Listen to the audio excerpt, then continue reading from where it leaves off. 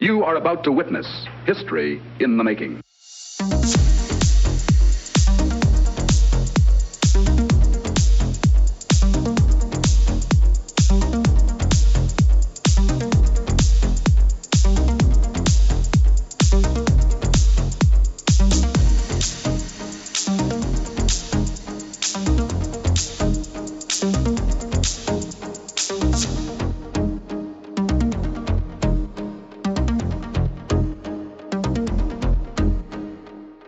Hello, good afternoon, good evening, and welcome to a Pop Culture Gamers special, because today we are going to talk about the PS5 reveal that was just yesterday. And with me, I've got Alan. Hello, Alan. How are you? Hey, Haydn. How are you today? Yeah, I'm good. Thank you. Thank you. Quite well. I don't know what to say really at the PlayStation 5 reveal. More than we thought, less than I hoped. But we'll get through it, shan't we? Yeah, it definitely was a kind of a game of two halves, wasn't it? The event. Yeah, an interesting thing. I think we'll have a lot to say along. I'm still kind of trying to process it. I'm just excited. It's the first time I get to talk about kind of a new console like this on a podcast or something. It's pretty cool. Get to kind of see what we think and get our opinions out there. Firstly, I'm just gonna say, like most people know me, I'm definitely an Xbox. I wouldn't say a fanboy, but I'm an Xbox kind of first, and I'm a PlayStation for the exclusives and the single player stuff and things. But most of my gaming is Xbox. But hopefully that doesn't come across on this kind of talk we're going to do here, or chat about the PlayStation. I kind of hope we both come across as fair as we can, because at the end of the day, we're both gamers, and there's definitely something we saw that interests us, So yeah, well, I mean, let's get the probably the biggest elephant out of the room first off. I think at the very end of it, they did the big reveal of what the PS5 looks like. Yeah, and I like it. It is definitely better than the Xbox shoebox. I prefer the Xbox. I was the same as you. I know my reaction. We were kind of messaging yourself, Stephen, and myself. We're kind of messaging back and forth as the show was going on live, like our opinions and stuff. And I think when they revealed it, my first reaction was, I think it was more that they revealed it than a reaction. I was like, oh, that's impressive. But as the days kind of got on train on, I processed it a bit. I don't dislike it, and I don't like it. I'm kind of in the middle at the moment. I like the minimalist look of the Xbox. I know it looks like a shoebox, but the size factor, it is kind of chunkier, which, that's okay. I like the minimalistic look of it. I can see from the PlayStation 5 look, they've definitely gone futuristic, but I think it's more of a console of the form is more designed around necessity, if that makes sense, with all the vents and air cooling, which is kind of sad for me that the Xbox has the one vent on top, and it looks, from what I see, it's going to be a big console. It's going to look very big alongside your TV, you know? So it's definitely going to be a part of the room rather than nicely fitting into your media system. Your media It kind of reminded me of, the movie The Hitchhiker's Guide to the Galaxy. It had that kind of sort of flaws and curves to it that it reminded me a bit of that, to be honest. But I think you're I could think of 100 other things that reminded me of rather than The Hitchhiker's Guide to the Galaxy. I've thought about the design, right? And it's kind of hard to explain. Visually, it looks great, right? And I do think it's kind of sexy and sleek a little bit, right? I like the white, but I'm not crazy about the size and shape and how that will work in the gaming setup. And horizontally, it doesn't look good at all horizontally. It looks like a white skybox horizontally. Joe, do you remember back in the day? What it looks like is a white skybox, and because of the fin bits it's got, it looks like that the heat has warped the case. Yeah. To be fair, when it's on its side, but when it's standing up, which is how it was presented, it looks really, really nice. And I have to admit, and this is the amazing thing that they're doing as well, is that there is not only a disc version which has a 4K Blu-ray player on, I believe it said. It did, yeah. I but had the stats there, yeah. They've also got a digital-only version without the drive, and that looks even better. Yeah, I prefer the because digital. it's more it's streamlined. The form factor. The form factor looks better, I think. Yes. Yeah. I actually, as the day has gone, I know, you know me, I'm always kind of my wheeling and dealing, and I like buying my discs, especially for the PlayStation. I buy the single player games, which are fantastic, and resell them once I finish them. That's kind of the way I've done it for many years, you know. Mm-hmm. But I actually, as the day has gone on today, and listening to podcasts and listening to other YouTubers and stuff, the digital one is the one that's coming out top across the board for everybody. Pretty much, it really seems to be. Even all the big boys now, Craig and are kind of funny. All them who I kind of respect what they said. They do. I find them quite fair. They're all saying they're going digital, and I'm actually thinking of digital for that one. Again, it goes down to price. I think Sony, my own personal opinion, I think it was more a fear of cost. The price of the big one with the disc, I think, is going to be very expensive. And they brought out the disc one just to cover themselves that there's still there's still that kind of middle of the ground price one for people, you know? Yeah. Well, I have a theory. And this week we had Amazon, who leaked. Yes, I saw that. The PlayStation 5 onto there, and I believe, was it $599 or $699? No, $599. That's pounds. So that'd be £699. That'll be €650, €700 on my side. That's a lot. Now, the PlayStation 5 has been tipped all the way along at being $449. Yes. In pounds, okay? Of €500. Yeah. My theory, this is my theory, digital version $449, the disc version $599. That's too expensive for a discless one. $449. I reckon it'll be that. That's what I reckon that the prices are, because I can't see really if that was right about Amazon that they would have leaked. That's just somebody's not ticked on a hide on system. In the details of that. I think they're going to go $399 for discless just to have a next generation console with that 3 in the price. You know what I mean? Like $399, it's not $400 if that makes sense. So in your head, you don't think you're spending $400. The usual trick shops do and petrol stations do. It's that £1 difference makes that. Yeah. It does psychologically. Barrier. You don't think you're paying $4. I think $399 and $599. That's what I'm thinking. If the digital one, because I don't really need a 4K player, but I do like my disc, so I'm still on the fence with it. But if the digital one is just only for the disc, everything else is the exact same, then I'm thinking digital, which surprises me. So are you saying €399 or pounds? Pounds. Sorry, we'll say pounds. And £599, yeah. So that'd be €450 and €650 on the other end.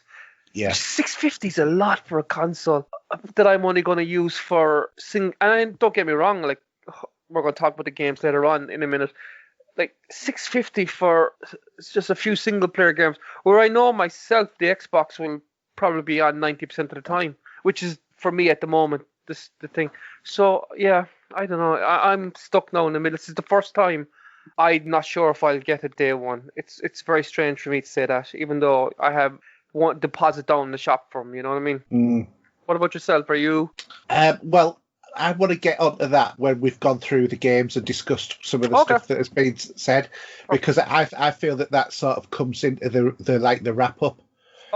For it, because obviously there is 2 consoles that is getting launched, and if they're both £600, that's £1,200. Yeah, and if they're only a week apart or something. Yeah, and I could not afford that.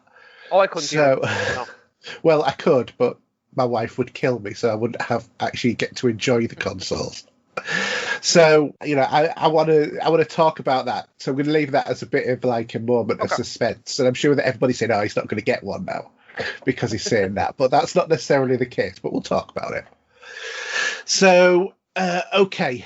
So it's been confirmed that the PS5 is to feature backward compatibility. Mark Cerny said that the PS4's graphical engine will run just fine on the PS5, and a legacy mode was revealed for the PS5, which would allow developers to create PS4 titles for the next-gen console without losing any functionality. Those PS4 games will supposedly run at boost frequencies, which could potentially result in improved visuals and performance. See, you read that statement there now, and I know that I was helping the notes and stuff today. That statement doesn't really confirm anything for me. Where I think the Xbox guys have been very clear on their marketing, like with the smart upgrade and thousands of backward compatible stuff. Where Sony are giving you a bit of information on it, but they're not confirming anything. Will games you buy? Yeah, I've got a theory about all of this, or a thought. Okay. And that is, when the PS2 was released, yes, the PS2 had backward compatibility with the PS1, and it would upgrade the polygon count. Yeah. Yeah. PS3 was released, and then you started getting the updatable operating systems. PS3 was released with backward compatibility with the 2, and they removed it. Yeah, I still have one. The fat PS60 gig. They had a chip inside in it that could do it, and I still actually have the original. And then they put in software to do it, wasn't it? Well, they removed the ability to be able to play the games. Yes. On it, is my understanding. Because I had the first Slim that was made, before they did the top loading like slidey tray. I had the middle one between the two, and I always think that was a real bad step by Sony, a really bad step, because they gave you something and it was like dangling a carrot, and as soon as you just had a lick of that carrot, they whipped it away for good. Yeah. And I really didn't like that. And I am very cautious about, is this another marketing ploy by Sony to get you to buy the console and then take that facility away from you, because I don't trust Sony because of their previous history in this regard. Yeah, I agree with you, because I know some people go, it's backwards. Why do you want to look backwards? And we want new stuff. But like all of us on both consoles, we have a massive amount of money invested in our software library, digitally especially. And there are times when you want to go back and you want to play older stuff, which I've done the last while. I've gone back and played pretty much all the games. Like I just finished Battlestar, like we were talking about earlier on. And if that game, which looked stunning on the Xbox, was actually improved again with adding ray tracing and HDR, which they're claiming the operating system will do, then that's another bonus for me. Again, I just think Sony, and I'm sure they will as we get closer, they'll start giving us the information, but it's not I don't think at the moment they're giving, like they suggested there's only going to be 100 games, not only, but they'll have 100 games, PS4 games that will play on the PS5 on launch. That's good, but that's not thousands like the Xbox are promoting. So I don't know. And I keep talking Xbox, and I shouldn't, because it's a PlayStation thing. But I'm just comparing, because we've waited so long to see what Sony were going to do, And yesterday was our time. But we'll talk about that into the show at the end of the games list, I think. Yeah, absolutely. So, yeah, you're right. But one of the things that they're saying is it remains unknown whether the PS5 will also adopt the smart delivery system like Xbox Series X. I think that's big as well, isn't it? I hope they do. I really hope they do. But then again, didn't the producers of Cyberpunk, CD Projekt Red, say that if you buy that game, for example, on this Xbox, gen. yeah. I thought it was any gen. I thought it's sorry, Xbox No. or PlayStation. No, it's just Xbox at the moment is the one they've confirmed. PlayStation haven't. From what I've read, I don't think PlayStation have announced or confirmed yet that if you buy it on the PS4, you'll get the free upgrade that you'll get with the Xbox eventually. But apparently, they're not going to do that for a while anyway. Cyberpunk won't be doing the enhanced version of the next gen for a bit of time, apparently. We'll still be able to play it on both consoles normal, and it'll still probably look good, but it's not going to be that ultra setting next gen that, I don't think they're going to do that for a while till after launch. Yes, it's not going to be day one. No. But they have said it a couple of times, and I think they're partnering with Xbox on it, that they're going to do with that. Right. Look, I mean, you can see there by the stats, there's not much difference between them anyway, if you want to go through that. Or so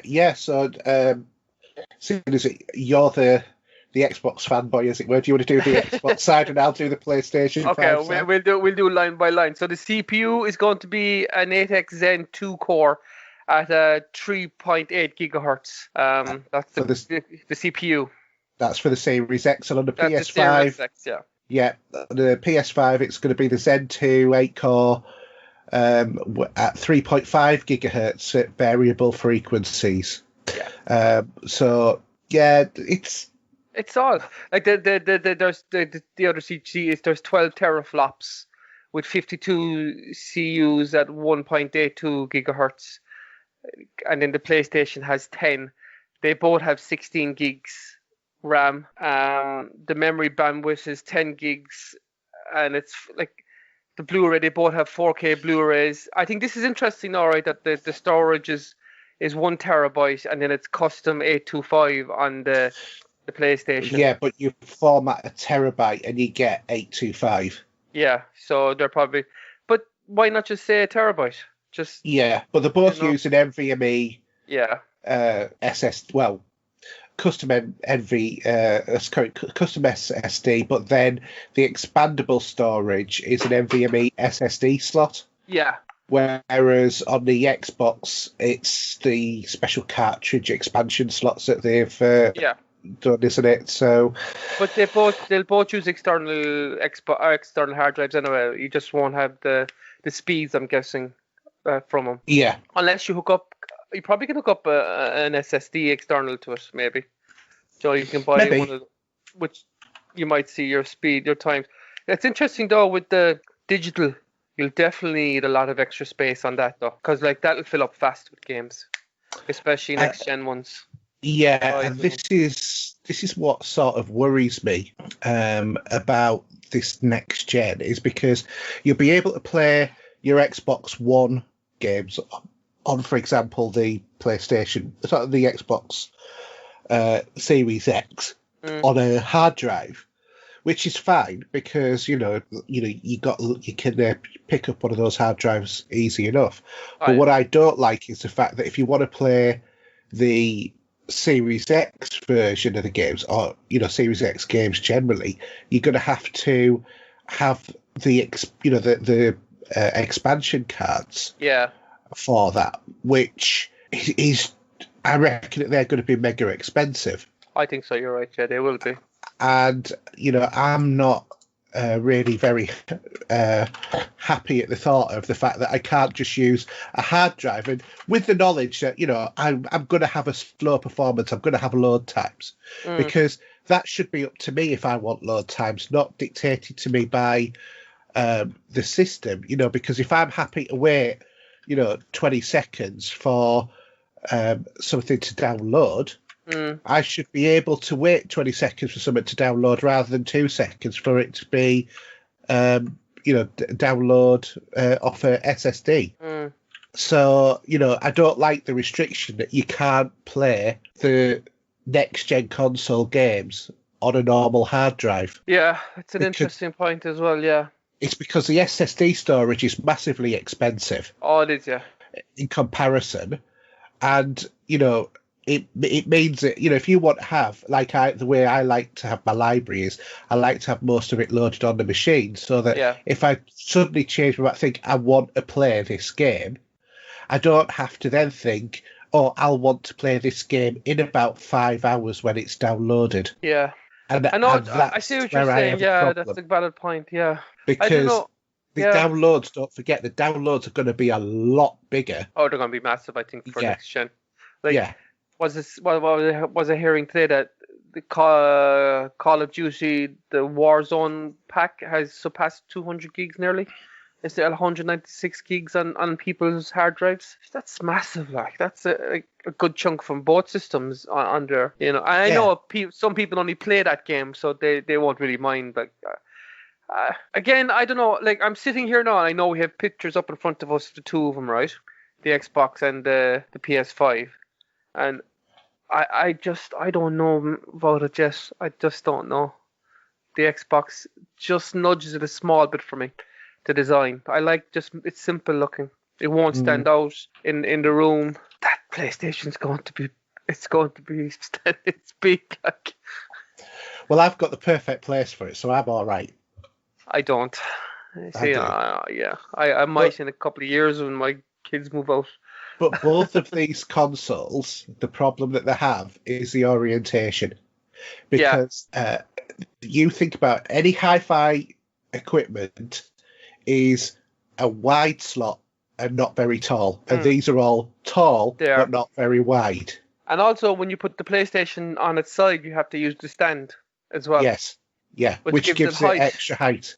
And also, it won't give it the same heat dissipation because it won't. Heat rises, so it's going to heat up the top part of that console and then go across. I know from experience that my Xbox Series X, Xbox One Series X, is better standing vertically than it is horizontally because I've had overheating issues occasionally, not often, but a couple of times when it's been horizontal. But as soon as I stand it vertical, they all go away and I never have the problem. Yeah, I have mine both vertical now in front of me, and I have the Pro with the three level one, and their footprint is very small alongside my TV. You know what I mean? And they're both standing. Now, don't get me wrong, the PlayStation Pro sounds like a Hoover sometimes, and that's one of the reasons I don't play it sometimes, because it's quite loud in the room, and they could be watching TV or doing something else. My wife always comments on it, how loud it is, you know. Yeah. So I'm hoping that like this open look that they have with the PlayStation, the cooling helps the noise, you know, doesn't give it that that Hoover sound. Yeah, because to be fair, the PlayStation 4 could outstrip the Xbox 360 original in terms of volume sometimes. Oh, I agree with you then, yeah. Definitely. The 360 was... and that was horrendously loud. Yeah, it was. They did improve it then once as the years went on, I have to say, the 360 Slim and stuff. They improved the cooling and the noise. But they seem to be, I think... From what I've heard, the Xboxes, and we've actually seen it in action on YouTube and stuff, running it silent. They had a decimal thing alongside it on one of the sites I was looking at. Look, again, we're only kind of going on a video and pictures at the moment. So with the PlayStation, yeah, and that's the problem with the current situation is that we can't see them in operation. No, and actually, I saw a Photoshop of someone who did a dark version of it, you know, like a traditional black version of the PlayStation 5 model. And I actually didn't. I thought I would like it more than the white, but I didn't. It actually lost all its form factor. Yeah, I thought. So, I have to admit, I really like the white. Because everything's always black and it just gets a bit boring. And plus the fact, for me personally, in my man cave, my gaming area of it is white furniture. I said it's perfect for you. I will agree with you, because one of my favorite looking consoles has always been the white Xbox One S that came out there. With the white controller, that one when I first saw it, and even to this day, I still think it's one of the best looking consoles that Xbox have done. You know. And I think that the worst looking console is the shoebox. Yeah, I like it. I don't know why. I just don't like it at all. I think it looks horrible. I think that they got all that power, which is pretty much comparison to the PlayStation 5, into that size of a box, is very impressive for me. Like the PlayStation 5 looks like an Alienware PC, Haydn. Do you not think so? it has. I know there's all the jokes going around Rooster and all that, but and I was one of the guys doing the memes as well. You know what I mean? It was it was like the same as the Xbox. It's fun to get involved in. But Yeah, it looks like an Alienware PC. It looks to design. me the way that some of the Steam boxes were being designed. Yeah, that kind of style, Alienware Steam box. Yeah. Look, and I say well done to Sony. Do you know what I mean? They're not afraid to take a chance, and I have to put my hands together for that. I have to say, look, they've got the market.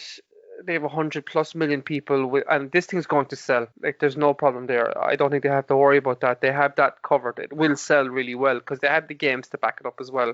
Well, they will have the game. They will have the games to back it up eventually. They because they have such the back catalog that I'm hoping that this generation Xbox can catch up with all their studios, you know. But it's still, I don't know, was it a knockout of the park design? I know we're probably focusing too much on it. It's all about the gameplay, really, isn't it? You know? No, because you've also got to sit and look at the thing as well. And as far as I'm concerned, in terms of design, Xbox 1 out of 10. With the Series X, Series SX, it's just awful. I hate the design.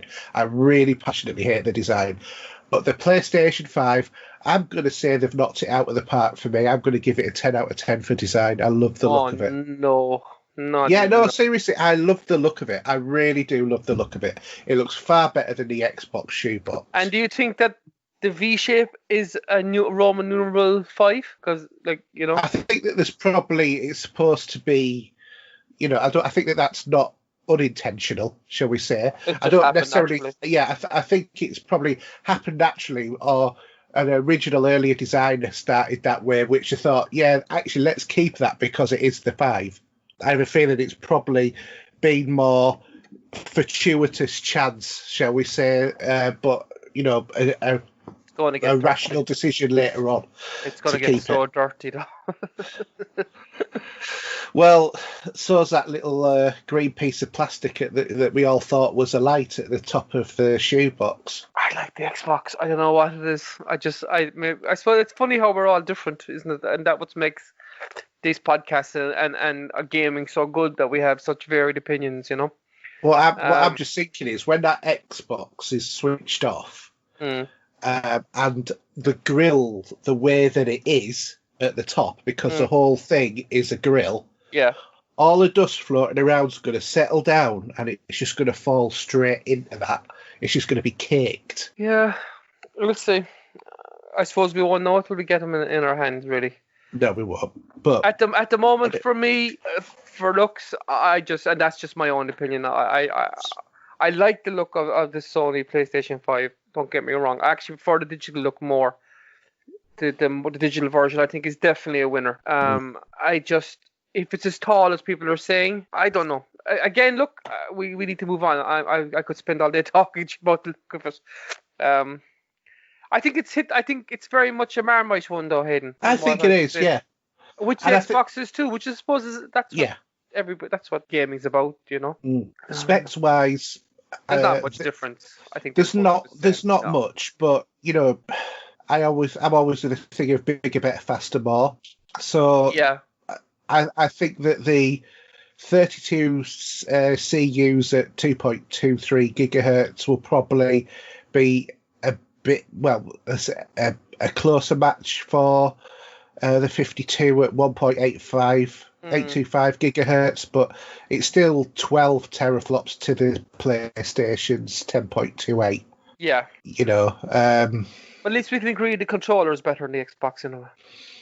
I kind of like the design of the controller. I like the design of it, but the thumbsticks are in the wrong position again. Yeah, that's the main problem with the PlayStation controller. And please, God, please do something about the flipping battery life. Yeah, I hope the battery life is better on this. Honestly, I've seen an asthmatic ant carrying shopping for longer than a PlayStation battery. Yeah, because lasts. I've had discussions with people about this as well, and they've said, "Oh, their controller never runs out of battery. It's just my one." And so I'm like, "No, my battery for my PlayStation, like even today now when I had it fully charged, and when I went to download a new game on the PlayStation when I came home, literally the battery lost one. There's three little charge things in the corner. It lost one within like 15-20 minutes. It just goes so fast.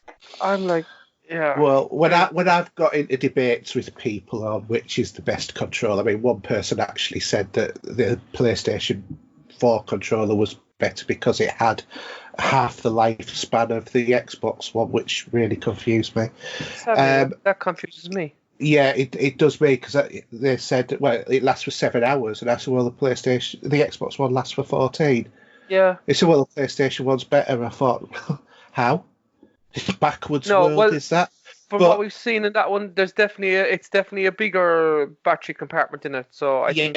But the point I was going to make is that, people have said to me, well, you can always plug it in. We've always been able to do that with the Xbox One as well. It's like, it's such short-sightedness. But the PlayStation 4 battery has always been bad, and I hope that they've improved it.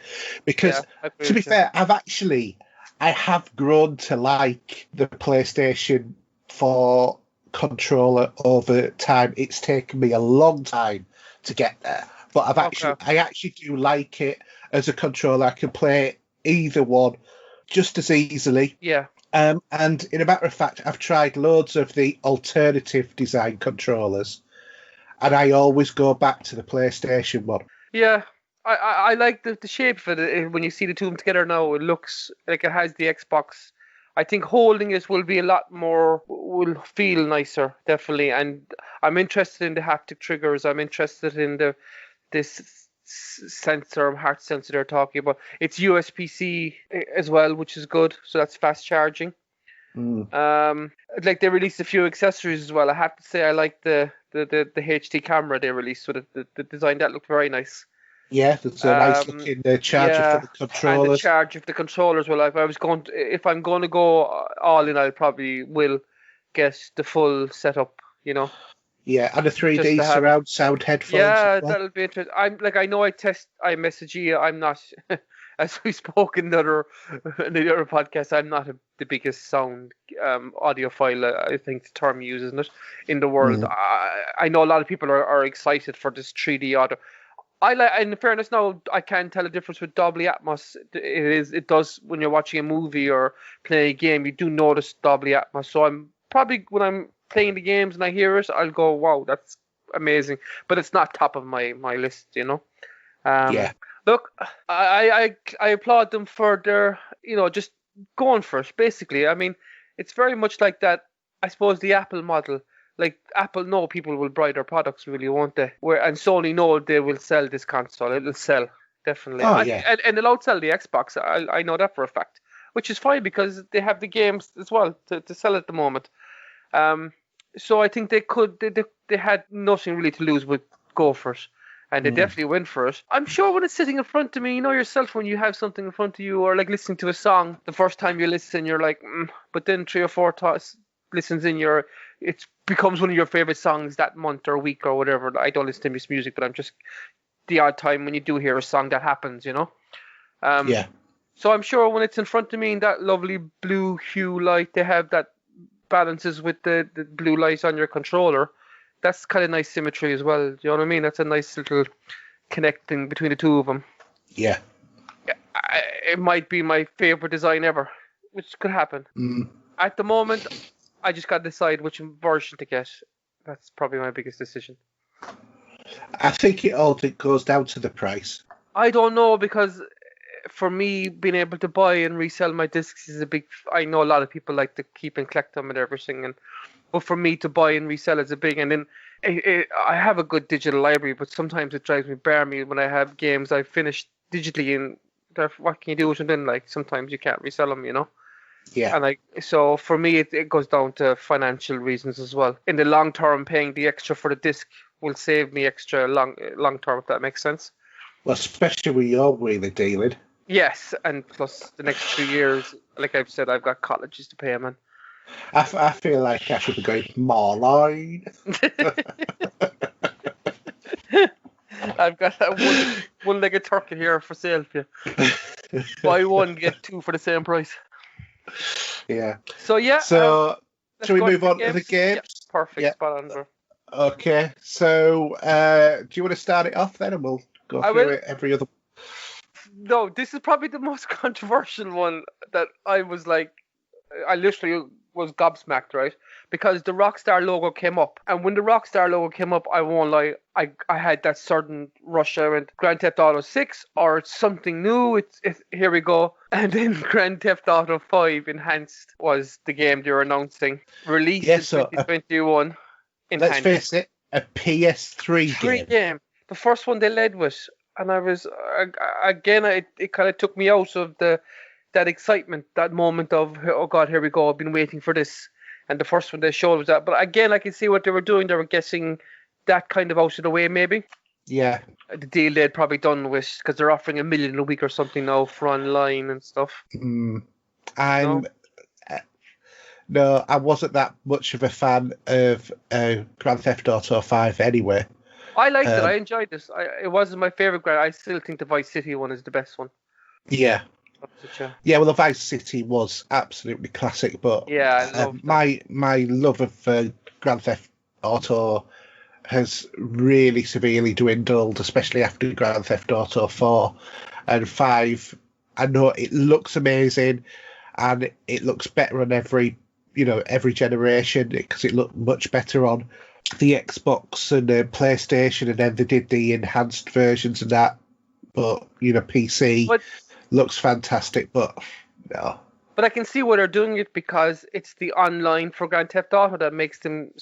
I mean, they make a lot of money from the Grand Theft Auto online. Yeah. So I can see like Fortnite and Warzone and all those games of service, if that's what they're called, moving to next gen.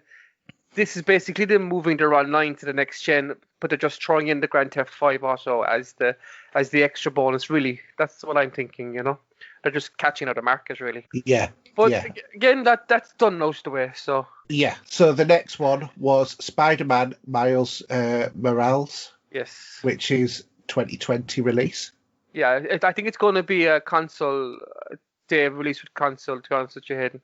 Yeah. I think I don't know will be playable on the PS4 at start. They might do it at a later date after Christmas, but I think that's a good one to have on the shelves day and date with the PlayStation 5. And again, from what we saw in the trailer and from what I've heard today, it's going to be a standalone game as well, which is good. Yeah. So, are you excited for that one? Definitely, because I absolutely love the Spider-Man game. Great game. Yeah, platinum that game. Absolutely loved it. It looks absolutely superb. Yeah. And what this will look like on the next gen, it's going to be absolutely amazing. Yeah. Because we were watching it, a live stream of. Well, I was watching it live stream over YouTube. I think it was 4K that it was being broadcast at. And you get compression and all of that, so you're not seeing the true the true version of what that game's going to be like when it's pounding out through your console onto your TV. So I think it'll be absolutely fantastic seeing that one. Yeah, I went back and watched all the trailers in the 4K format afterwards over the last 2 days, since yesterday, and that in 4K was just. I know it was only a trailer; they didn't give too much gameplay in it. Like it was very much, like a cutscene kind of effect. But it just, and that Miles Morales storyline is one of my favorite storylines from the Spider-Man universe. Anyway, he's special powers and abilities are fantastic. So I'm looking forward to see how they implement that in the Spider-Man universe game. Look, it's a good one. I think that's definitely a win for me if day and date with the PlayStation. That will sell a lot. Definitely. Just interesting. Will it be a PS4 as well? That's all. And Insomniac have said that they're going to reveal more in the future. Yeah. But the fact that it's come from Insomniac, who have did such a fantastic job on the last one as well. Yeah. All the better. So do you want to see what the next one was? Yeah, next one was pretty much, I mean, you could throw on your house down on this. Gran Turismo 7. Release date was I think no release date was given, but I'd say 2021 probably. And they did a nice shiny trailer. I'm not the biggest car gamer or car, but I mean, that franchise is massive, especially in Japan. Yeah. So I'm sure it'll look beautiful. All the car porn will get lots of people excited. I don't know. What about you? Are you looking forward to it, or would you play it? I prefer the more arcadey kind of Yeah. racing games rather Yeah. than driving simulators more, which I think Gran Turismo's more along the realism side than, say, like Forza Horizon or whatever. But I do find driving games to be a little bit boring, to be quite honest, because you're just going and doing the same thing over and over again, round and round a circuit, and then it's another circuit of something that, another race. But there's not much difference to them. At least things like Forza Horizon, it lets you mix it up with doing different stuff, or even better, the best driving game I think that's out there and is coming out on the Switch very shortly is Burnout Paradise. If they'd have turned around and have said, we'll make Burnout Paradise and it's going to be on the PS5 from day one, I'd be sold. I'd be getting that, trust me. Yeah. But no, Gran Turismo, I've had 2 or 3 versions of it. I have myself, and never really played much of it. I don't think I've really played it since PlayStation 2, start of PlayStation 3, when they kind of had that demo disc they were selling, remember? Well, that's the last time I played it. I got PlayStation 3 version, and if you remember, it was famous for having the world record of the longest number of option screens before you could actually play the game. Yeah. And I think it took you about an hour to get through all of the options in order to play your first race. Yeah. And I don't think I ever actually got to play a race on it that I can remember. So I keep meaning to dig out my PlayStation 3 and have a go on it, I have to admit. So the next game then was Ratchet and Clank Rift Apart. Release date again to be confirmed. So this could be 2020, 21, 22. I think 21. I think, to be honest, a lot of these are 2021. Yeah. But yeah, it's more Ratchet and Clank. It did look absolutely gorgeous. Yeah, this one for me now was a tick. I'm excited for this one. I'm definitely lukewarm about that one. I think this one probably out of, and might surprisingly say this, out of all the games coming out, will show off the most of the PlayStation 5's power, I think, in the first kind of launch window, until they learn how to program. And like, yourself, it always gets better as the generation goes on. But I think, like, if you look at the 2016 one, it's stunning on the PlayStation of 4K. This one now, they were really pushing how they're taking advantage of the SSD drive and ray tracing. And I went and watched that in 4K. Somebody actually had converted to 8K as well, the stream or the trailer to have a look at. And it's just detail in that game. For me, that's definitely a purchase day one. I know it won't be with the console, but that would be one of those kind of exclusives I'd be excited for. So fair enough. Not for me. Yeah, but we're all different, aren't we? So the next one is I have to pronounce this right, Project Athia. I thought this one was going to be, it looked like a Final Fantasy game when they were kind of slowly going into it. I thought maybe Final Fantasy 16 or something, but they didn't give much away from it. I know that it's actually coming out on the Xbox as well, I think. It's from Square Enix. It's a Square Enix game, and I think Gary Whitta, who wrote Rogue One and Project Book of Eli, and he's been involved with a couple of things. I think he's heavily involved in the writing of this as well, the story of this. So I'm actually a huge fan of Gary. Been following for years, so he really does his writing is fantastic. So if he's involved, I think the trailer, I have to say, looks stunning. It was one of the trailers that we saw, very free flowing kind of look to it. But again, I think that this was the first trailer actually that made me think, okay, right, now I'm engaged. Yeah, but as you said, it is definitely coming out on a PC. I'm not so sure about Xbox at all. I thought I saw Xbox as well. Maybe I'm wrong, though. I'll have to check. I think it's just PC for this one. But PC is nearly Xbox, anyway, to be honest with you. Yeah. Basically Microsoft Windows, so technically it's not far off it if you want to, Yeah, not that far off. And it might be timed exclusive, because we do know that Sony is quite dishonest about their what is a timed exclusive and what is an exclusive, and they're not badging it as either. They're just saying this is what's coming out, and that's the thing, because a lot of the games that have been shown this time are actually coming out on other platforms as well, be it PC or be it multiple platforms. So that's another thing we need to consider when you're looking at some of these games, just like the Xbox as well. Let's be fair. Aaron Greenberg gave a very kind of naughty tweet after the event, thanking them, but with a kind of a side swipe at for showing off the games also appearing on Xbox, the most powerful console, and will look better or something. I know that you see the tweet. I didn't see the tweet. Yeah, I think he's been waiting a while to just a little bit of a dig he threw, and it actually got a bit of traction as well. It's popped up on a lot of news sites and stuff. I thought it was quite funny. Yeah.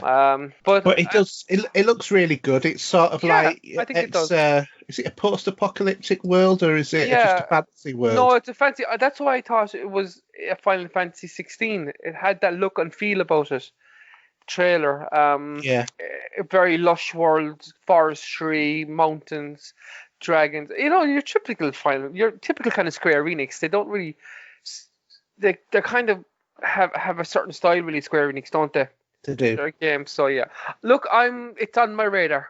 Let's put it that way. I'll wait. Again, if it's exclusive to PlayStation, I'll pick it up there. But if it's coming to Xbox, I'll hang on. That's kind of my theory in that one. Yeah.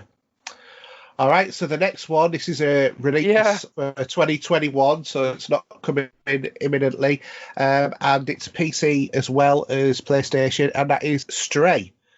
So, lost alone and separated from the family, a stray cat must untangle an ancient mystery to escape a long-forgotten cyber city and find a way home. And the city is very sort of neon lights and a little bit Blade Runner-esque, isn't it? It is, yes, yeah.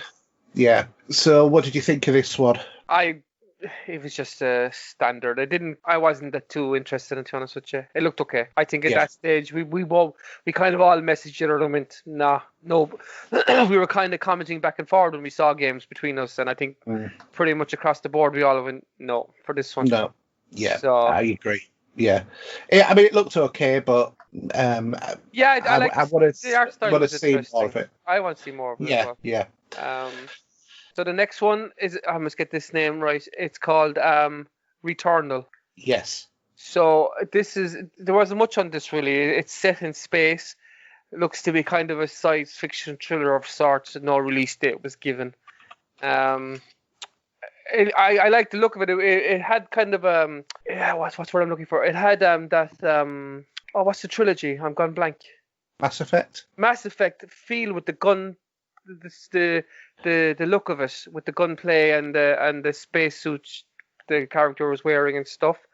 It looked okay. I kind of was like, I'd have a look at it, you know. Well, it's sci-fi, but isn't this the one where the character keeps dying? He keeps crashing on a planet and then dying, and then gets resurrected, and it keeps going around in a in a loop, rather. Yeah, a bit like the game last year. That oh god. I'm terrible at remembering stuff on the spot. It'll come to me on the Xbox Game Pass. It won a load of awards, a time loop one.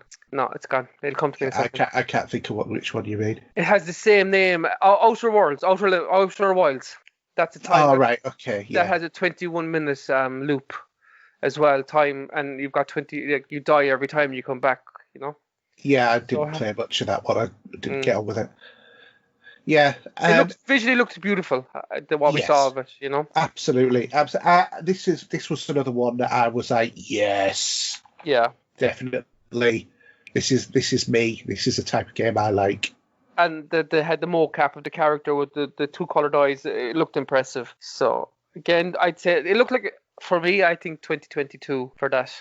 Yeah. Anything kind of to be decided or to be announced games, I'm always cautious. 2022, you know, 2 years still in develop for them, you know.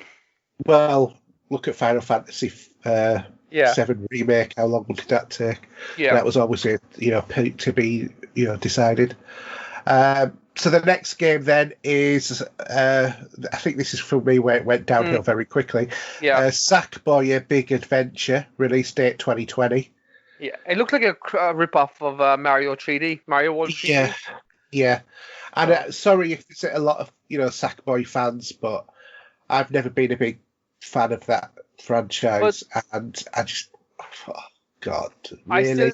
But I still think it's kind of Sony they're releasing something for the kind of the family, the kids, I got the feeling because of Ratchet and Clank and now this, and then other ones that were happening, I felt there was a lot of kiddified family sort of games that have been released. I think that they're aiming it at the family or the younger market. Yeah, but how many? But it's usually kind of our generation picks up day one though, because we have hopefully we have that disposable income, Yeah, but people in our generation also have kids. Yeah, but I'm not buying this PlayStation for my kids. Are you buying it for your kid? Hell no. There you go. So I guarantee if they did a poll or a percentage, it would be higher on the higher end, saying we're not interested in the kiddie games. Now there might be people listening to us who go, God, that Sackboy looks really good. I can't wait to play it. And I apologize for knocking you over, but for me, it just looked like a complete rip-off of Mario 3D World when I was watching it. I mean, the thing is, we can't like all genres of games, and the Sackboy ones are they've just escaped me on what people see in them. But that's fine. Yeah, that's fine. Yeah, sorry, Hayden. Also, the Sackboy games, Little Big Planet games, they never controlled. They never controlled well. The controlling of them, even when they did 2D playing, when you had the controller in your hand, it just didn't feel right. Any time I played it, my kids loved it. So there you go. It's for kids, like. But anyway, again, it's another one for them. That could be the date of release. What you think? Christmas, same date as a console? Yeah, it's. I think it might be a launch title. Yeah, I won't be picking it up I'll wait for a sale and maybe it might come free in Plus or something. So the next one. And do you know what? I'm sure it probably will be. I'm sure it will be. Now, this is one where we had very different points of view. Yeah, I'm looking forward to this one because. Kenya Bridge of the Spirits, release date 2020. This, I really like the art style of this when I was watching it. It's futuristic. It's kind of fancy world. It reminded me of Cameo that came out first on the 360, which for me, I thought was a point achievement, which I think was one of the most underrated games. My kids, we all played that to death. That was great. I just really like the look of this. It had a bit of a kind of a Pikmin style to it as well, I think, with the characters that you have controlling around. So again, for me, I like this. I think that's the date for me. I'd pick that up day one, but you didn't like it at all. I looked at it and I just thought, no. The art style looks very good in it. I'm not knocking the art style at all. I think that I just like it's a kind of a Japanese. It had a Japanese style look to it. I thought it had nice forestry, kind of greens, and the graphics really. Maybe do you know why I like this? It had a kind of a Studio Ghibli look, which I love. That animation, that manga style. Yeah. And when I was watching it, I got that feel of this strong character as well. So maybe that's why I liked it, Maybe. Again, we all like, I think it'll be good. It's an interesting take. I think hopefully it comes out day and date. Which it looked like there was a lot of work done already in it. They showed a lot of gameplay. Yeah. The combat looked good in it. Yeah, I think it'll be interesting. I'm looking forward to that one. Okay. The next one then. So the next one was Oddworld Soulstorm, release date 2020. That's a strange one. And I was just sort of like, what? Yeah. I mean, why? Yeah. I don't know. I don't know why they're bringing Oddworld back. I think it was an odd choice of a game to have as a potential launch game, because I don't think that there is as much love for that franchise. Yeah. As anything else to be. I think that there's other things that they could have brought back Yeah, God of War or something or other like that, rather than Oddworld. I agree. I just think I was watching. I literally picked my phone up and I was texting you. I had it wasn't a game I was interested in. It didn't feel like it's an Xbox game, really, isn't it? You know Oddworld is Xbox, don't you? I know it's coming to Switch soon. Well, Oddworld was Munch's Odyssey, wasn't it? But Yeah, Munch's Odyssey, yeah. there was Abe's Abe's Odyssey back in 1997, which was PlayStation, Windows. Yeah. Yeah. It looked okay. I have to say that the graphics looked okay in it. The world looked 2D kind of style, 2.5D, I suppose you'd say it was maybe. World, but I know myself I would never play this game. But it's a funny thing because Oddworld has flitted about either on PlayStation or on X, but rarely on both at the same time. No. And it's coming. There's a version coming to Switch now as well, isn't there? Or is it out already in Switch? I don't know. The But 3D one. Yeah. I mean, it looks okay. Not blown away by it though, I must admit. No, but I think that'll be a day and date as well. Launch title. I think it will. Yeah.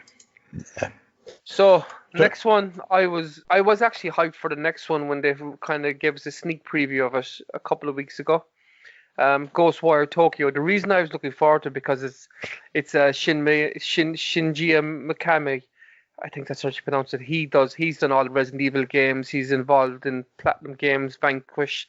He did Resident Evil 4, 5. He's done Dino Crisis. He's a very, very good games director. So I was like, he does some really quirky stuff. I was excited for it. And then once the trailer started, I was like, oh, this looks good. And then they went to first person on it. And straight away, I was taken out of it. I didn't want to play it. Do you know what this reminded me of when I was looking at it? It reminded me of, like, they'd taken a black, white, and red game and made it full colour and, more lifelike because it looked like Super Hot.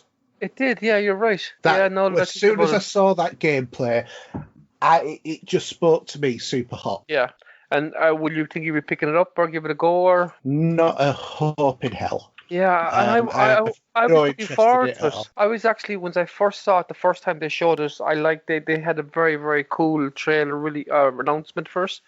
Yeah. And I was interested. And then after watching this, I think they took a step back with it, unfortunately. So, again, a lot of these games I think we're kind of saying no day one. Yeah. But doesn't mean we won't pick them up when they're on sale or they come up in a bundle or cheap on the Plus. I don't think I will pick this at any point. Most of the stuff we're talking about now is kind of like day one, I suppose. Did it interest us enough to pick up day one? Just to be clear, I think. Yeah. But just to be clear as well, Ghostwire Tokyo is also on Xbox and PC. Yeah. As well. Yeah. And it's 2021, so it's going to be a while before that's released. So the next one is Godfall. Yeah. Now, I have to admit, when I was watching this, I thought at first it was Smite. Because I saw your comment in the messaging group chat, it looked a lot like what I would have imagined a PS5 version of Smite would look like. Yeah. But it looks really good. Kind of interested, not 100% though. Yeah, it's coming out as an Xbox and PC as well, isn't it, if I'm right? Yeah. It's kind of a high fantasy game, really, isn't it? Third person, from what I could remember of it. It looks beautiful. Very much hack and slash kind of gameplay, if I'm right. Probably hack and slash, and you build up your character as you go, or a touch of RPG. It looked good. I'll give it a go. I'll definitely give that a go. And it says 2020, so that could be a day and date as well, because if the PlayStation comes out in November, that's kind of when most of these games will come out for the Christmas market. Would you think? So I think that could have a chance of a day and date with the PlayStation. Yeah. Next one is Solar Ash, which is the second game from that company. They did a recent one, Hyper Drift Light or something I think it was called, which is a very interesting kind of top-down 16 or 32 kind of bit game. I like to look at this one. It looked a bit like it's one of those PlayStation always kind of have those games, don't they? Like Journey, kind of one of those. Yeah. That's exactly what it is. This looks so Journey Flower, or I can't remember what it is, Beyond or whatever it's called. Yeah. It's that sort of art style, and I just looked and I thought, nah. See, I'm interested because the three games you named there now, like, if you think about it, we get 20 that kind of style of games in a year, right? There's always one that stands out. Journey definitely stood out. Flower, I finished Flower. I love Flower. I don't know what it is about it, but I love that game. And this one now looks interesting. You kind of play an alien. It's gonna be hard to describe that one. The art style looked nice. It's their second That game. interstellar view of the black hole. that struck me, because I thought, because Interstellar was the first one to really make black holes look like that. Yeah. And they've copied that, and it looks good. Yeah. To be fair, but I'll be interested in it if the price is good in it, and I'll pick it up, I think. yeah. So the next one I'm going to leave to you, because this is probably hopefully I'm right, your biggest one of the whole thing. This was the one that got me very excited, because it is Hitman 3. Yeah. Woohoo! Really looking forward to this one. And I can't wait. And it's finishing off the trilogy, or the story of Agent 47 that they started this time around. Yeah, this trilogy. So, and then we'll have probably a reimagining of it all. But considering how well I think that Square Enix has supported Hitman 1 and 2, and they still release content for it, granted not in quite the same way as there had been with the season pass, but they still release contracts and stuff like that. Getting Hitman 3 will be brilliant. And what I really am interested in seeing what they do is if they do what they did with Hitman 2, so that you could buy as DLC Hitman 1 and 2, I added a more Hitman 3. Yeah. So you got the whole lot in one go, with the latest version of the engine, the latest version of the graphics, and all of the extra gadgets and whatever that each game brings. If they do that, that will be utterly amazing. And it's just such a great open box, sandbox sort of game that you can, kill targets in any way that you see fit. I love it. Absolutely love the game, and I'm really excited to see to get to play this game. I have to admit, this was the one that sold me for it, but of course it's going to be on Xbox and PC. Yeah, I'm interesting. Like, what I think they've done so well this trilogy they're doing is that they've knocked out of the park visually. These games look stunning. They've really pushed the hardware. I think they've really the 4K of Hitman 2 looks really, really well. So, I mean, with next generation, I think, and ray tracing and like shadows and everything, lighting will make especially in that kind of Hitman style, will make it very interesting, knocking lights out and Cover of Darkness and stuff. Yeah. Could you imagine if they did Splinter Cell? Oh, yeah, I'd love Splinter Cell back. That game, I don't know why it hasn't been made again. No. The next one I'll go through quickly is just... Hitman 3 is definitely a day for you, but it's next year, unfortunately. Yeah. So Astrobot Gameplay Room, whatever it was called, I think this could be released as a demo disc, maybe with the PlayStation. It's just like, I'm not the biggest fan. I know the PSVR Astrobot game is very, very, very popular and got massive praise. Wasn't it that game room or whatever it was? Yeah, I think it looked like the exact same thing as the game room they did for the PlayStation 4 when that came out. Just probably a newer version. I'm sure they said it was Astrobot whatever Playroom. Yes, they did, yeah. Yeah. So that might come as a free demo or something with the game. I'm only speculating now, but it might come as a demo. If it doesn't, I won't be purchasing it. It's for the kids again, How do you teach them how to use the controller, basically? That's kind of what it is. Okay. So, but that's to be determined as well. Yes. So who knows? That could be 3 years away, for all we know. The next one, this is another one that divided us a little bit in terms of views. You really loved the art style. I hated the look of the art style, but this was Little Devil Inside. Oh, the minute it came on screen, I think I text you straight away, or the two of you.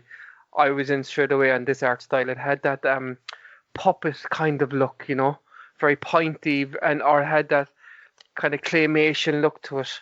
The gameplay looked good.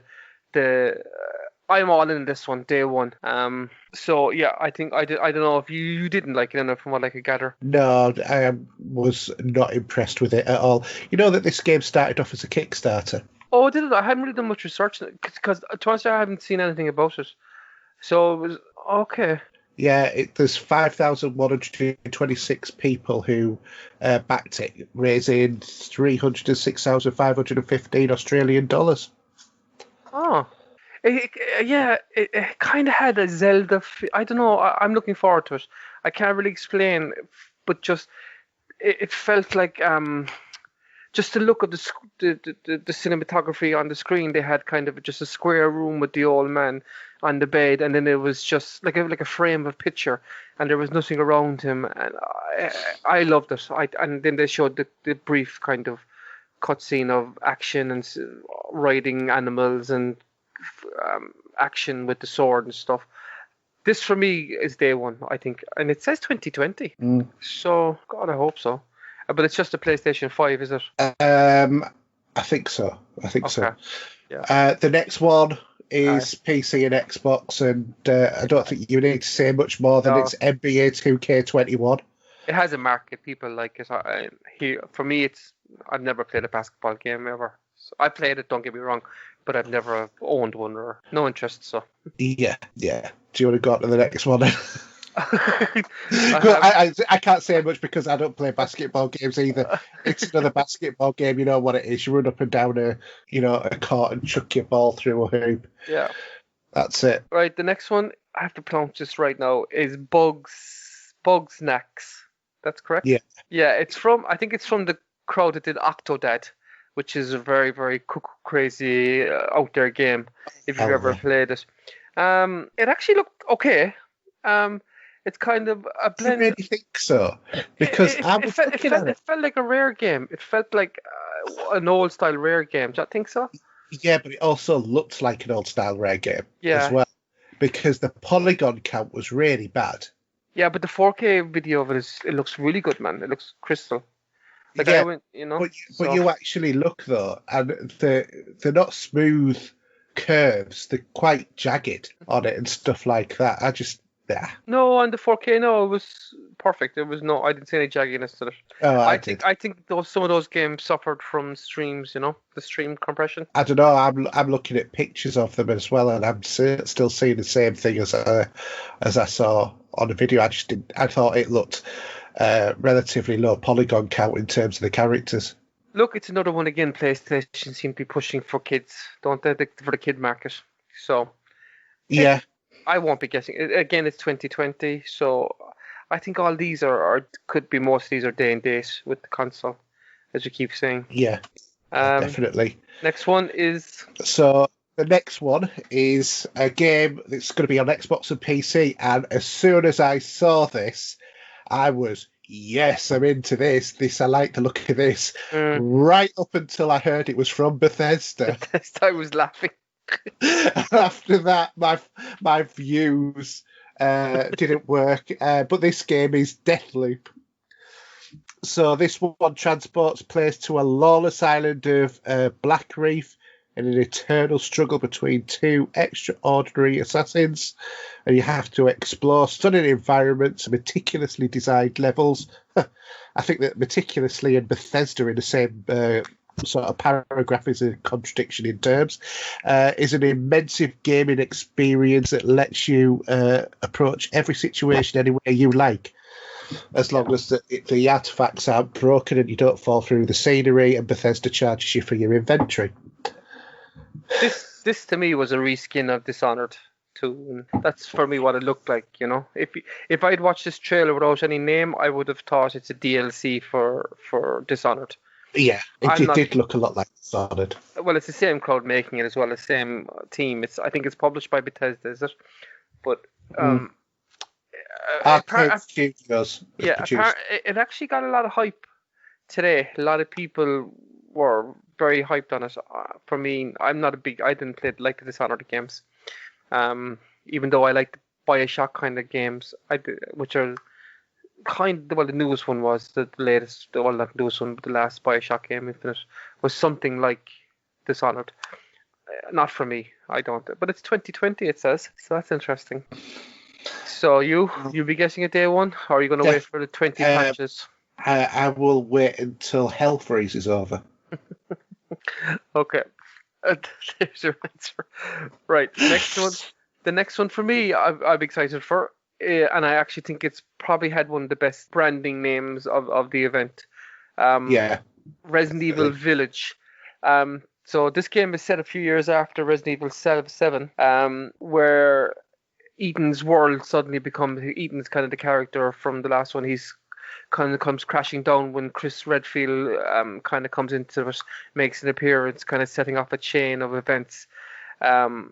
This one looked very much more supernatural than 7, where 7 was more horror based, I think, if you're going to put it that way. I like the look of this. I think I'm definitely going to pick this up. I love the name Resident Evil Village, and they have the 8 incorporated like V111, like our VILL looks like an 8. I love the branding. For me, I think what's really quite sad is the fact that Resident Evil has the game has moved away from its core. Yeah, I agree with you there, but I think they're still they seem to have the two markets at the moment, Haydn. They've got the remakes, which they're doing.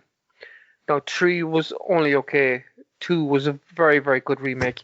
I think 4 is going to come. They're going to do 5 and they're going to do 6. They're going to do them all remakes. I think they've got that market covered, and they can play a little bit with this new road or route they're taking with 7 and 8. I could be wrong now, but... Well, I must admit, I think that 4, they completely fell off the world with. I didn't like 4 at all. 4 is one of my favourite 5 games. was all right, apart from the fact that I just could not kill that end boss for about 3 years. Yeah, he was tough. I'm sure it had glitched on mine, and it was after I'd not played it for a couple of years and then had to download a patch and I killed it first time, so I'm sure it must have glitched. Yeah. But, it's one of them things, isn't it? You don't play a game for years, go back to it and you complete it after you'd struggled on it so much. But I think with 7, they really took the whole lot of the games completely away from the whole Umbrella, from what I'd say, because I never played that much of 7.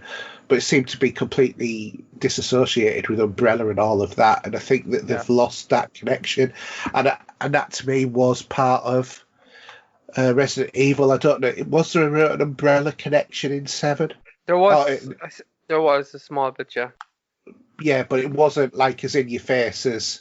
No. And that to me is, part of the mistake. I think it just didn't feel like a Resident Evil 7 or Resident Evil game. I like 7 though, when you're sitting there on the chair and they have you tied down and the family members are. That was so well done. It looks stunning. Even now, it still looks stunning. I'm looking forward to it. I'm going to pick it up day one on the Xbox. Definitely. Okay. Well, that's going to be on Xbox and PC. So plenty to be going on at there. The next one was Pragmata. Yeah. I like this one. Yeah, this looks. Well, you see, it has that weird feeling that Death Stranding sort of had. Well, I thought. I actually thought it's the same crowd that made Dead Space are making this. I've heard a little bit of rumors about this before. Like, it's Capcom, obviously, but like that suit had that very much that Dead Space heavy look to it. Oh, very much so. When he and I agree with you, it did have Death Stranding as well to it. But when he was on the moon with the girl, visually it was a very, very good trailer. I like the look across the board. That weirdness that you kind of get with Capcom, really, which I quite like. But it's 2022. That's a long way out. And it's on Xbox and PC as well, so it's not an exclusive. So, but I'm definitely in for that game on whatever platform that it's going to be on, or that I get, I should say. Do you do the next one? Yeah, finally, I suppose was the big one. I suppose everybody knew it was coming. Was the Horizon Forbidden West, and they had a 2 in actually in the logo as well. If you look at Roman numerals 2. But they're going to go with her. I like the name Horizon Forbidden West, and it's just kind of takes off from where the last one ended with Aloy, Yeah. and they had that little cliffhanger at the end of it with the red grow or the red thing taking over. This game is going to be a knockout of the park. It's a no-brainer for them, I think. It looks stunning. It really did, even that trailer, And But again, to be determined in terms of release date. I think early next year, Hayden. I think they're working on this a long time. I actually think they would like to have had it out as a day and date with the PlayStation. It's just that I don't think they didn't make it. I think we could be looking at April, May next year. I wouldn't be surprised if we see this. Maybe, but why not say 2021? Maybe they're just, because of all that's going on, they're just cover themselves. Maybe they can't get the development they want to get done this, Again, I'm going to pick it up. I enjoyed the last one. It wasn't my most favorite game. I know some people loved it. I found it it was kind of a cross between Tomb Raider and a few other games. Visually, I actually playing on the PlayStation, I thought it was too red, the colors. That put me off a lot, was the color palettes of it. I remember I spent ages fixing my brightness and fixing the color grain and stuff just to bring it down to where I could sit and play it and not be annoyed by it. But yeah, I'm sure I'll pick it up and give it a go and play it. But I know it's a big game for the PlayStation, Yeah. And that was everything. Then they had the big reveal at the end, didn't they, the console? Yes. Yeah. The gorgeous thing that it is looks far better than the shoebox.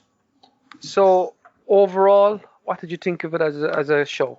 As a show, there was a couple of highs and for me, to be honest, a lot of lows. Yeah.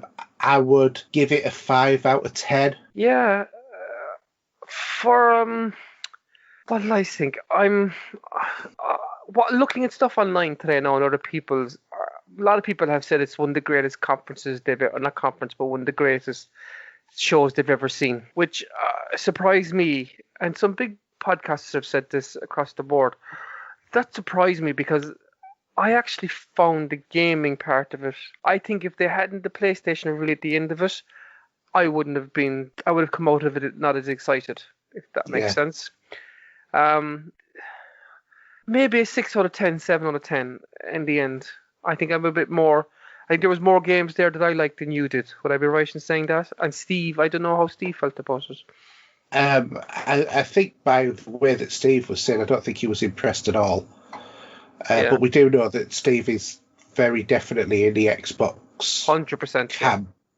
And he'll always go Xbox day one, which is, that's his like, and I'm not knocking him for that at all.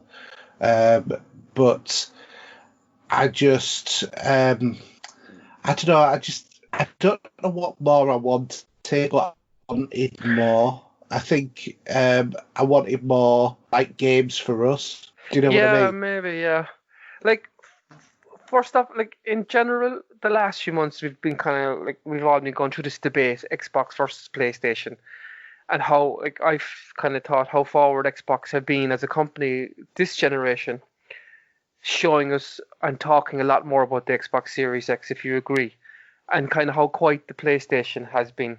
And I know they've cancelled conferences the last few due to COVID and due to what's happening in America and in other places, which rightly so is a good thing what's happening. They released that in-depth kind of tech talk, which was a complete disaster from what I could tell. It was boring. It was very boring. And then they kind of released the controller out of nothing. So what I'm trying to say is this was their first time to kind of show us what the PlayStation can do and what it's going to play. As a show, I thought it was very well produced. I have to say, I loved what they did in between each kind of segment. That graphic was very well done. And the developers talking as well. Yeah. Yes. Because the developers didn't stand there for 20 minutes and pontificate. It was a minute at the most, and then it was on to the game, which I think is a way to do it because you don't want to hear them talking about it. You want to see it. Yeah, and I like they had the dark backdrop with the developers out front talking. It was very well compared to the Xbox presentations. It definitely won that side of it, I think. I think the last Xbox one was a disaster. truthfully. I think that was their poorest, and they know it themselves because Aaron Greenberg came on and apologized afterwards, which I think you should never do. I think you should stand over what you did and just take the knocks and make the next one better. But he kind of came out and apologized for what they had said, the gameplay of Assassin's Creed, which was interesting. I wonder, did PlayStation change what they did this one because of what the reaction the Xbox got for their last one with their games and stuff? Maybe that was actually the reason why it was delayed for a week. Just thought that there, because there was no Assassin's Creed. There was a couple of things missing. There was no Call of Duty shown, which I thought, I thought they might have shown some bit of a trailer for the next one and stuff. So maybe they were influenced a little bit of what the backlash Xbox got for the last one. I think Xbox now the next one having one in June or July is the next one. July. They really need to come out with first party games, Haydn. And I think if they come out with good single player story, new IPs. Yeah, not Halo. Yes, I agree with you. Don't have Halo front and centre. We don't care. We really don't care. I think have it maybe as the first one and get it out of the way, and then just start showing us new stuff. Because I still think PlayStation have some stuff in their pocket. Well, they do. They've got Uncharted. They've got God of War. Yeah, that's just what I'm to name two. But I still think they have one or two other things they didn't show in this conference. They're going to be showing over the next few months. Yeah. As well, game-wise, I think the next Xbox One has to be. But look, as gamers, like I said, Joe, overall, I thought the PS5 design was visually nice. I think it is a nice, sexy-looking bit of machine. But it looks good. Is it weird that you like the look of something and you don't? Does that make sense? 1 minute I kind of like it, and then on the second I'm like, where's it going to go? Where's it going to fit in my setup? Well, you're a married man. You can like the look of something and not like it at the same time. You know what I mean? Yeah. I know online it's definitely, some people are digging it, loving the design, and some people aren't. It's definitely the biggest meme on Twitter at the moment, and there's some great ones out there, which has made it fun as well. And I suppose all bad press is good press. I'm looking forward to it. My biggest thing is to decide which one, and even after talking to you now, I wasn't sure if I'm going to get it day one, but after us talking it through, I kind of can hear myself talking that I'm going to get it day one. No, you know what I mean? Yeah. Just because I love gaming as well, and it's new and shiny, Haydn. But you're going to get it and the Xbox Series X? I'll have to look at it. Depends on pricing, doesn't it? Fucking hell. And the accessories and the games, and it adds up, you see, doesn't it? All right, so let's say, just as an example, that both consoles are 600. Yes. That's for the cheapest that you can get. Is that pounds all you're going with, or euros? Well, pounds or euros. Yeah, okay. So whichever, it doesn't matter, because it's expensive at that amount. Yeah. Are you really going to spend £1,200 or euros on two consoles, or are you going to get one and then wait for the other a little while? Yeah, I'd probably get the Xbox, and I don't know. You see, I always say no, but then you just jump in. You always find the money, don't you, Haydn? You do. Because your credit card's there to take the hit, if nothing else, isn't it? Yeah, but I've also got a good bit of my wheeling and dealing, and I've got my Xbox and PlayStation Pro here. They're pretty much sold as well for a good price. I've got two people to buy them already at a better price than I'd get trade-in or in CX. So that's going to pay for one of them. So that's why I'm looking at it. I'm looking at the two consoles I have will pay for one, and I'll probably pay off the other one then. Yeah, I'll probably find a way, Haydn. But then again, I can't play both of them at the same time. Yeah. That's the thing is, you always then your back catalogue starts to grow, and you have games on both consoles, and then you end up playing nothing. You end up going back to older games. Yeah, you do. Yeah, you definitely do. I think for me, I think it all depends upon the price, and it depends upon the price of the Xbox as well. Yeah. If they are 600, I'm not going to justify to myself spending that amount of money on both at the same time. I can't. So which one is it? If it's that. Because you can play all your games on your PC, can't you? From the Xbox, really. Well, The Xbox Game Pass and. well, I can play some of the games on the Xbox Game Pass, but also I have the Xbox Game Pass. So all of the new releases that are going to be, Microsoft Studios are going to be on there, yeah. Are going to be on there, so I don't need to buy anything further. Like if you think about it, on the day of the Xbox release, you don't have to buy a game with it because if Halo comes out the same day, you just go home and download it. See, that's a big selling point, isn't it? Like and I would say that would be £60 or €60 or £50 saved straight away. You know? Yeah, and I would say if, and this is a big if, I was buying a console based on looks. Yeah, you go. I would be getting the 5, with no doubt about that. But let's face it, we're there to play games, and the Game Pass is the thing that kills it. Does big time, and you could also get 2 white sheets of paper and stick them onto the side of the Xbox. It'd still be too wide though. Yeah. That Game Pass, when you think of it in that terms, does edge it a little bit, doesn't it? Over the looks. I have to admit, a lot of the games that I've said that I've got an interest in are coming out on Xbox. Are coming out on Xbox, or they're coming out on the PC. Yeah. So there is actually nothing that I've actually said, I don't think, that I can't get on another platform that I want to play. Yeah, so that goes back to my point of, is that a lot of money to pay just to play the two single players exclusives a year, 3 maybe at the most? Yeah, well, I mean, the killer one for me would have been Horizon Forbidden West. Yeah. But that's next year. To be determined. That's going to be next year or the year after. Yeah. Or even a year after that, for all we know. So it's just... It's tough one, isn't it? I hate to say it, but because of Game Pass, Xbox have really... They've made a good thing there. And you're just buying the box, and then you have all exclusives day and date of release, whatever they go. And then you're only buying your third-party games. Yeah, exactly. So you're missing out on 2, maybe 3 single-player games and exclusives on the PlayStation a year, or whatever amount of indie games come out. Yeah. Which, in the long term, if you think about it, most games end up on both platforms in the end. Very few are PC, very few don't. Well, half of the games that are going to be exclusive console-wise are still going to be on PC, so I'm still going to be able to get them. So, because I buy them on PC. So, and if they improve the PlayStation now, as the years go on, you can end up playing with the app on your PC. You can end up playing those games on your PC anyway from the PlayStation world. Yeah. So, do you think this has been an overall matching or step forward over the Xbox or PlayStation going the right direction? If you understand what I'm trying to say.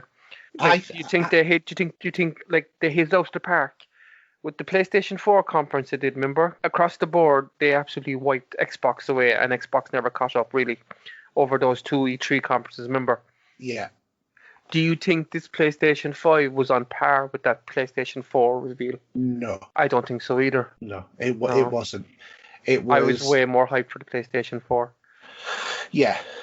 Yeah. And I must admit, if the digital version comes out at $349, I would be tempted. I think for the amount of games I buy in the PlayStation, it can justify not the reselling of it, if you know what I mean. If I'm only going to get like the God of War that'll come out, or the Uncharted game, whatever comes out, if I just buy those ones for the digital, because that's all I'm going to play in the PlayStation really.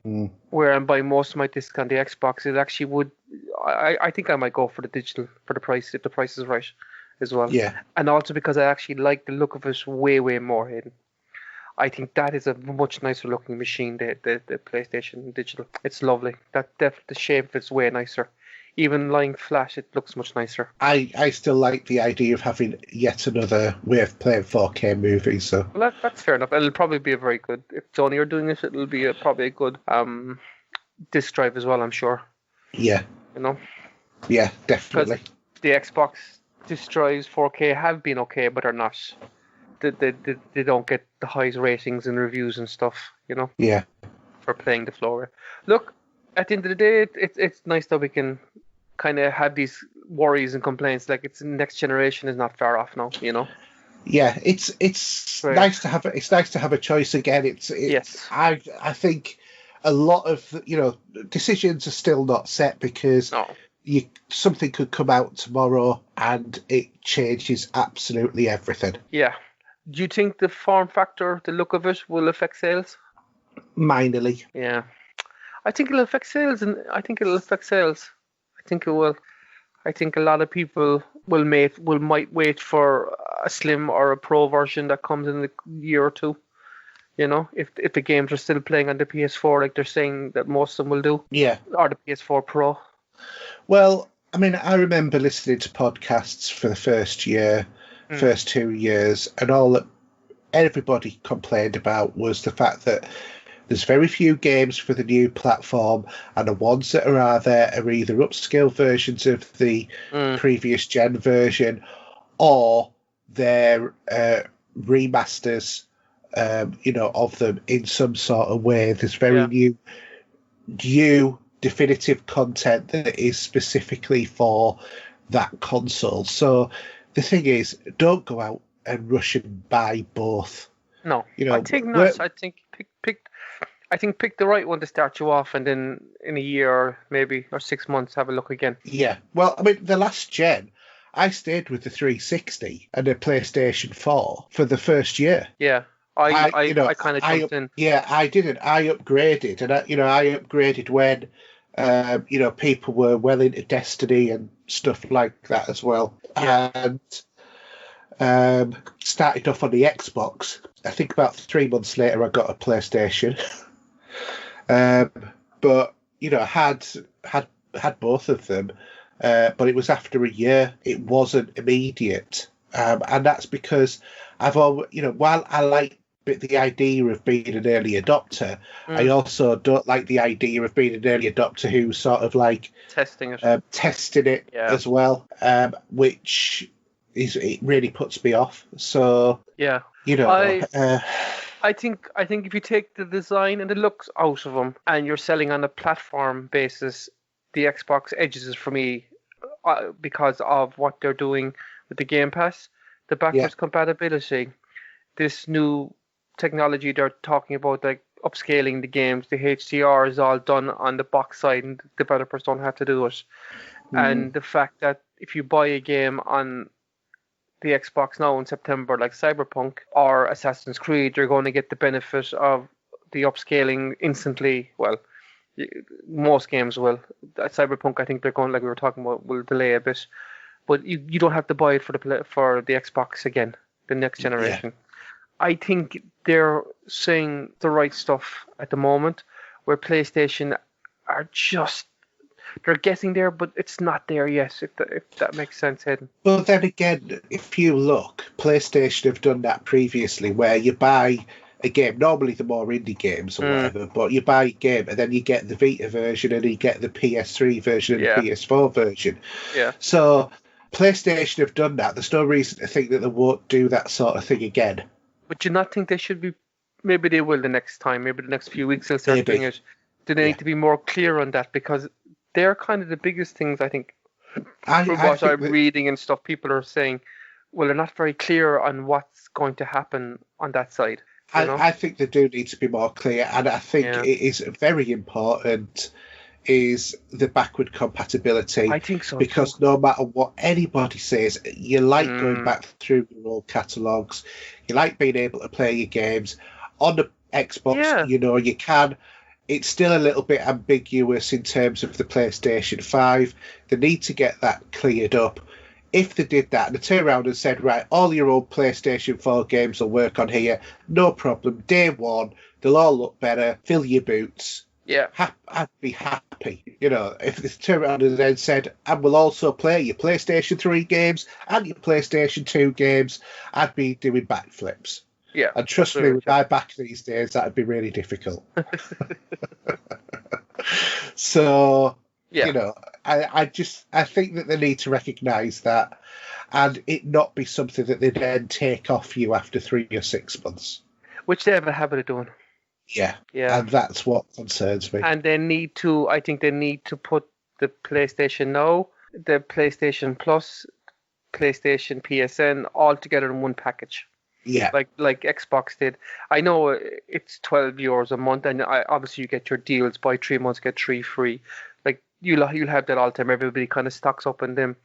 PlayStation need to be doing that as well, that for that back catalogue, because that PlayStation Now catalogue is massive. yes, it is. They never talk about it, Hayden. No. They just kind of say what's coming to us every few months. This is the new games coming in August, Spider-Man or whatever they advertise, you know? Yeah, there's like 600 games in there or something Yeah. like that.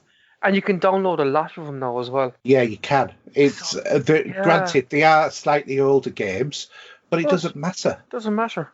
No.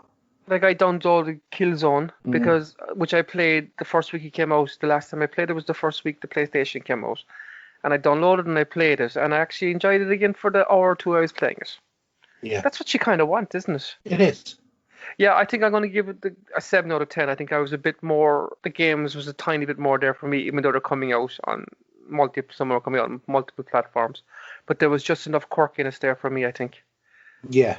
There wasn't enough exclusiveness there for me. Yeah. That was what was missing. And Steve, I think, was kind of like us as well. Would you agree, or he's no? Yeah, I think he was a bit more negative than either of us were. Okay. To be fair, but from what I can remember, I think... yeah, it was a lot of nope, nah. Yeah. Yeah, and the comments that we passed. Yeah. Look, again, it's a great complaint to have. Be able to, it's kind of first world problems is what's going on in the world, to be able to complain about this, and thankfully we have it. And I hope, I was excited to do my first kind of podcast and talk about it, you know, for a console release. It's been great. But I mean, I will get one. There is no doubt about that. Oh yeah, that is as rest assured as the sun will rise in the morning. But whether or not, I doubt it'll be day one. No, you probably from what I've hearing in news, maybe when that game comes out, that makes you pick it up. Yeah, like Horizon. There you go. Now you're in the platform. I think it'll be before that, because I think Horizon's probably going to be 2022. I just have that feeling. That's a long way out for that game. I know. I think if they leave it go that long, it's for the next generation. Like they won't have a God of War till 22, 23. They won't have an Uncharted. The Last of Us is coming out now. They've got Ghost. Like they've got actually more interesting games coming out towards into this console than they have for the new ones. You know, which is a shame. Which is not a shame. Which is great. Like it's a shame they didn't hold him off and do like available for PlayStation 5 and also PlayStation 4 day and dated of the new console, and then have the PlayStation 5 maybe a different box. It's got upscale graphics, ray tracing, but again, I'm not a programmer. That could be hard to do. I don't know, you know. But look, again, it's been great to be able to chat about it. I love the channel such a, and with longer than we thought as well. Yeah, definitely, nearly twice as long. Sugar. Okay, well. I think you said an hour, and it's an hour and 45 nearly or something. Yeah, nearly that, yeah. No. It's been great. It's been great, yeah, it has. A pleasure as always, Alan. Yeah, same too. Thank you. So do you want to give your contact details? I will. It's gamertag is Chef Allen on both consoles. The Ginger Gamer at yahoo.com, and my Twitter is HeadChefAllen. Yeah. So my username, gamertag, etc. is HERJUK on basically everything. So whether or not that's Twitter, PlayStation, Xbox, Steam, you name it, it's on there. Apart from Epic Games Store, because that's just Pop Culture Gamers. Don't forget you can follow the podcast on Twitter at Pop Culture Gamer. You can also email podcast@popculturegamers.co.uk. Don't forget our website, popculturegamers.podbean.com. You can also, if you really like the show, subscribe to our Patreon. Just look for Pop Culture Gamers on there. And if you like the show but don't want to subscribe, then you can help us out by giving us a nice review on iTunes, or promoting us to other people that you know, etc., etc., all that sort of stuff as well. So we'll be back later on with the next show, be a normal show as normal. Not sure whether or not Steve is or is not going to be there, but we'll keep you posted. And other than that, it's a good night from me. And it's a good night from him, and it's a slán from me. Good night. Good night. You are about to witness history in the making.